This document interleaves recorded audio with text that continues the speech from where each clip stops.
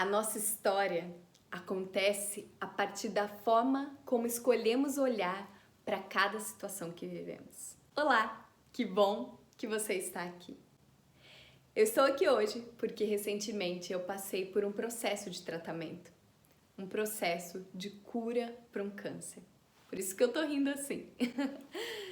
Esse processo fez com que eu não apenas curasse uma doença física, mas também escolhesse olhar para a potência que é a minha vida. Meu nome é Andressa Pelissari, eu sou psicóloga e a convite da presidente da Fundação de Saúde de Paysandu, Franciele Oliveira, eu tô aqui hoje para compartilhar com você um pouquinho da minha história. Ela me convidou por me acompanhar lá no Instagram, onde eu compartilho um pouco da minha história e da forma como eu enxergo e me relaciono com a vida. Então, se você também quiser se conectar comigo, o meu arroba é o andressa.pelissari. Ano passado, eu comecei a sentir que havia algo diferente no meu corpo. Algumas sensações, algo que eu nunca havia experimentado. E eu acredito que todas as pessoas, no ano passado, experimentaram alguma sensação diferente. Alguma sensação desconfortável por conta da pandemia. Mas o meu corpo começou a reagir diferente.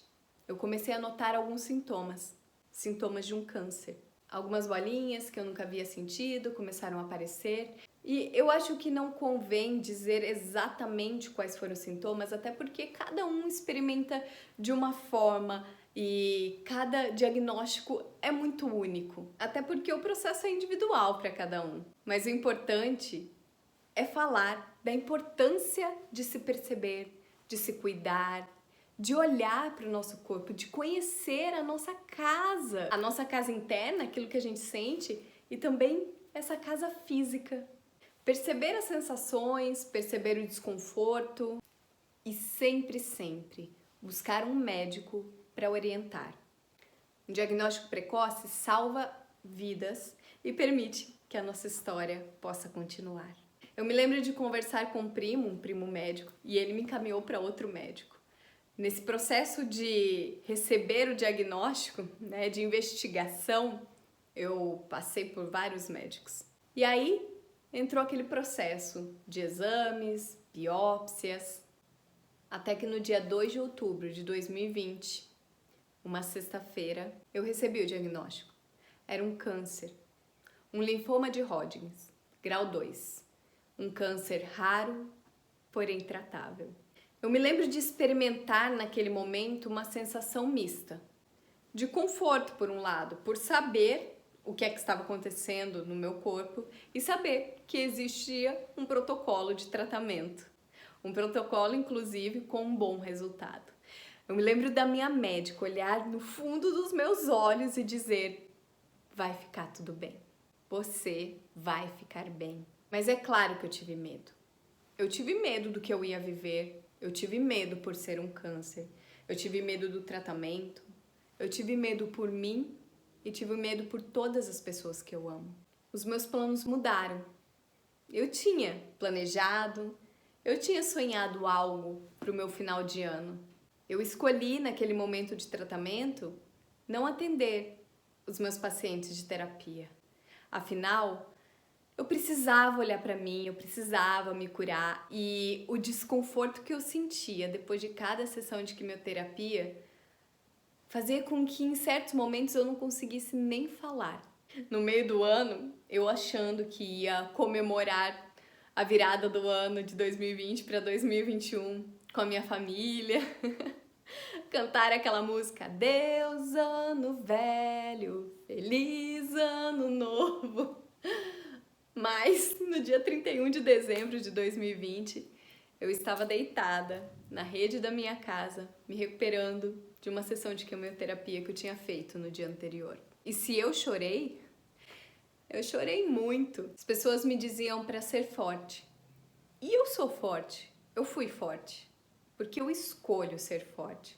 Porque ser forte é também se permitir chorar. Ter coragem de ter medo, ter coragem de se expressar.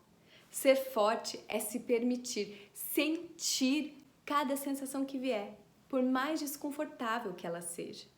Mas ser forte é não se apegar a essas situações, experimentá-las e deixar com que apenas o aprendizado fique. Mas eu me lembro que teve um dia em que eu chorei. Eu chorei muito.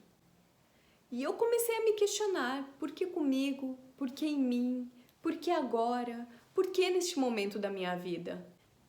E aí eu olhei no espelho, profundamente nos meus olhos. Eu limpei as minhas lágrimas e eu mudei as perguntas. Pra que comigo? Pra que em mim? Pra que agora? Pra que neste momento da minha vida? E foi no momento, quando eu mudei as minhas perguntas, que eu mudei também a minha história. Nós não somos resultado do que nos acontece. Nós somos aquilo que escolhemos para a nossa vida. Não existe um motivo para termos um câncer, mas nós podemos escolher um propósito e o que faremos depois de passarmos por um momento desafiador como o câncer. E eu escolhi a vida. Eu me lembro de colocar a mão no peito e dizer: eu escolho a vida, porque aqui tem vida e vida em abundância. Eu sou vida em abundância e eu escolho viver e fazer o melhor com ela. E ao invés de brigar com a doença, detestar aquela situação ou tratamento, eu olhei para a saúde, eu escolhi a saúde. Escolhi me conectar com a potência que é o meu corpo e com toda a sabedoria que ele tem de se curar. A minha mãe me olhou e me disse: você é potência divina, você é força, você é poder e você tem a capacidade de se curar. Eu acreditei tão profundamente que eu me entreguei a essa certeza. Eu tive alguém do meu lado, alguém que eu sou extremamente grata. Foi suporte, que foi cuidado, que foi amor e que me olhou também com este olhar de cura. E eu tenho essa pessoa do meu lado, que é o meu marido. Tanto que na última sessão de quimioterapia, nós tocamos o sino. E depois que eu toquei o sino sozinha, de comemoração pelo final do tratamento, eu peguei a mão do meu marido, coloquei naquela cordinha e a gente tocou o sino juntos. Nós vencemos aquele momento juntos. Pode ser que você esteja se perguntando aí, e os efeitos colaterais da quimioterapia? E sim, eu fiz 12 sessões de quimioterapia. Fora as medicações diárias e as aplicações que meu marido teve que aprender a aplicar para aumentar a minha imunidade. Mas e o cabelo? Não é só o cabelo, são todos os pelos do corpo. Sobrancelhas, cílios, pelo do nariz. E o cabelo não foi o problema. O que mais foi desconfortável foi os meus cílios. Eu lembro que qualquer ventinho que dava, meus olhos coçavam. Os cílios é proteção, né? Mas sim, eu fiquei com muito medo, porque eu sabia que os meus cabelos iriam cair. Quando eles começaram a cair, eu fiquei com medo de como os outros ou como eu iria me olhar. Mas logo que eles começaram a cair, eu decidi raspar. Me ofereceram perucas, alternativas, mas eu escolhi passar por aquele momento da forma como deveria passar. Eu escolhi viver aquele momento. Comecei a experimentar a sensação da água, do vento, da minha cabeça no travesseiro, do sol no couro cabeludo, a sensação de me ver cada dia com menos pelo. Eu comecei a me descobrir. Eu usava lenços, usava acessórios, tudo aquilo que me permitisse me sentir linda.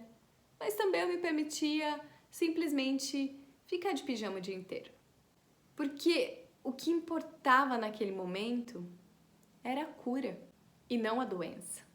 E não as consequências e os efeitos colaterais. Eu comecei a fazer planos. Eu meditava, fazia oração, eu agradecia cada dia pela minha vida. E eu ficava sonhando sempre com o dia em que eu estaria curada. Foi dolorido. Eu passei por momentos que eu jamais imaginei passar e que eu não desejo para ninguém. Decisões que eu tive que tomar de uma forma urgente, aquilo me despedaçava. Dores físicas. Passei por procedimentos devido às circunstâncias, às vezes sem anestesia.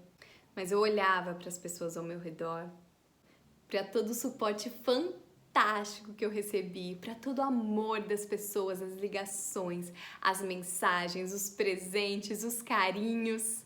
Recebi um monte de cartinha escrita à mão. Olha que tesouro isso! Mas eu me lembro que às vezes à noite, quando eu me deitava, eu me permitia sentir. Afinal, o sentido da vida é sentir a vida. E doía.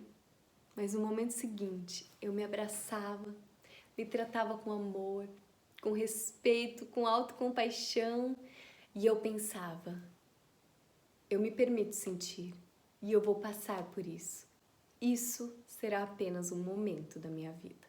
A decisão de viver muda tudo, porque escolher viver é uma decisão que fazemos todos os dias.